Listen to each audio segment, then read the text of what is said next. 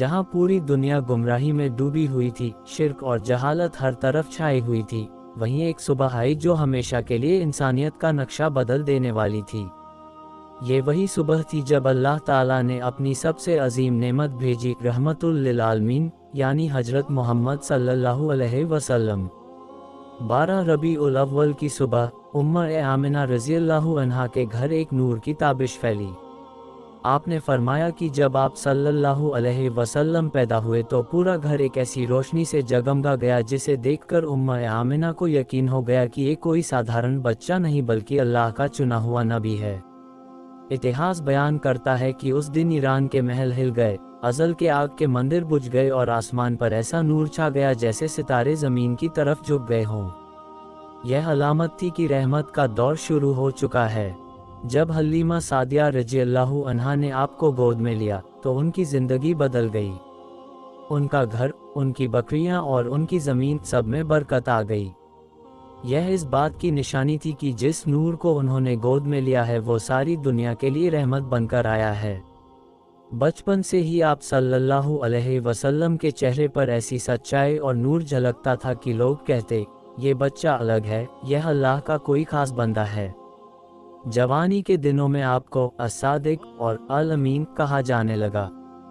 पूरी मक्का की सरजमीन गवाह थी कि न तो आपने कभी झूठ बोला और न ही किसी की अमानत में खियानत की।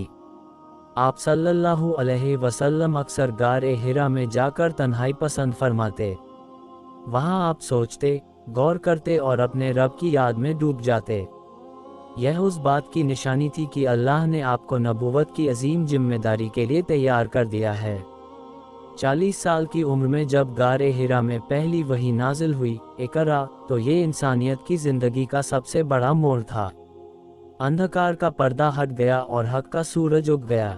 12 रबीउल अव्वल हमें ये याद दिलाता है कि हमारे नबी सल्लल्लाहु अलैहि वसल्लम सिर्फ मुसलमानों के लिए नहीं बल्कि तमाम इंसानियत के लिए रहमत बनकर आए। आप सल्लल्लाहु अलैहि वसल्लम ने फरमाया, मैं रहमत बनाकर भेजा गया हूँ। आपने सबसे पहले अपने करीबी लोगों को दावत दी, ए लोगो, मैं तुम्हें अल्लाह की तरफ बुलाता हूँ, उसकी इबादत करो और शिर्क से बचो। आपकी आवाज़ में सच्चाई और आपके चेहरे पर नूर देखकर बहुत से लोग ईमान ले आए। 12 रबीउल अव्वल हमें सब्र की सीख भी देता है, क्योंकि हमारे नबी सल्लल्लाहु अलैहि वसल्लम ने दीन के रास्ते में हर तरह की तकलीफ़ें बर्दाश्त की, पत्थर खाए, तानों को सहा, लेकिन अल्लाह की दावत से कभी पीछे नहीं हटे। जब मक्का वालों ने आपकी जान लेने का इरादा किया तो अल्लाह के हुक्म से आप सल्लल्लाहु अलैहि वसल्लम मदीना की तरफ रवाना हुए। यही हिजरत इस्लाम के फैलने का जरिया बनी। मदीना की गलियों में जब नबी सल्लल्लाहु अलैहि वसल्लम दाखिल हुए तो लोगों ने नशीद पढ़ी, तला अल बदरु अलैना। ये खुशी सिर्फ मदीना वालों की नहीं बल्कि पूरी इंसानियत की थी। 12 रबीउल अव्वल हमें याद दिलाता है कि आखिरी खुतबे में आपने फरमाया, मैं तुम्हारे लिए दीन मुकम्मल कर गया। कुरान और मेरी अहले बेत को दामन थाम लो, कभी गुमराह नहीं होगे।